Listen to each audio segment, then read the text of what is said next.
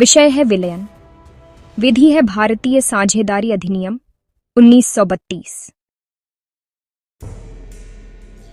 परिभाषा के अनुसार धारा 29 के मुताबिक साझेदारी का विलयन का अर्थ है साझेदारों के बीच चल रहे साझेदारी व्यवसाय का पूर्ण रूप से समाप्त हो जाना।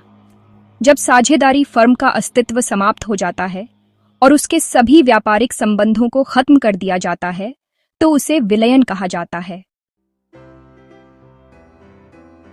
प्रकार इस तरह से हैं।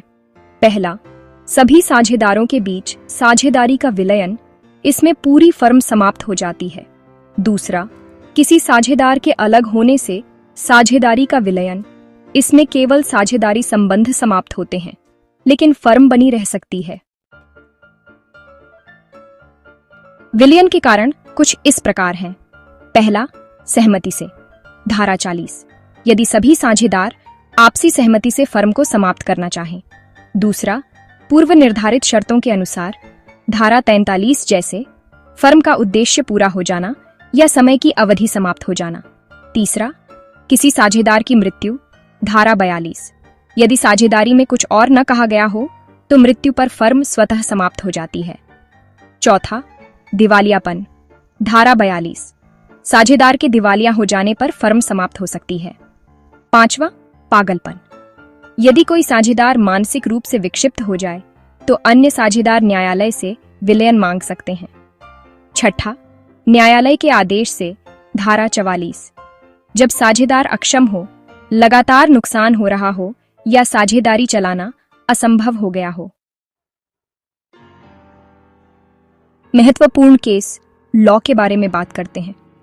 सबसे पहले कॉक्स बनाम हिकमैन 1860 का केस, जिसमें फर्म की समाप्ति और साझेदार के संबंध समाप्त होने के बीच का अंतर बहुत ही स्पष्ट किया गया था। फिर आता है गार्नर बनाम मरे 1804 का केस, जिसमें विलयन के बाद साझेदारों के बीच देनदारी और संपत्ति का विभाजन कैसे होगा, इसे अच्छे से समझाया गया। अब बात करते हैं प्रमुख धाराओं की। धारा 29 फर्म का विलयन, धारा 40 सहमति से विलयन, धारा 41 गैर कानूनी व्यवसाय से फर्म का विलयन, धारा 42 कुछ घटनाओं से स्वतः विलयन, धारा 43 साझेदार की नोटिस द्वारा और धारा 44 न्यायालय के आदेश से विलयन। चलिए एक उदाहरण से समझते हैं। मान लीजिए राम, श्याम और घनश्याम मिलकर कपड़े की दुकान चलाते हैं। अचानक श्याम दिवालिया हो जाता है।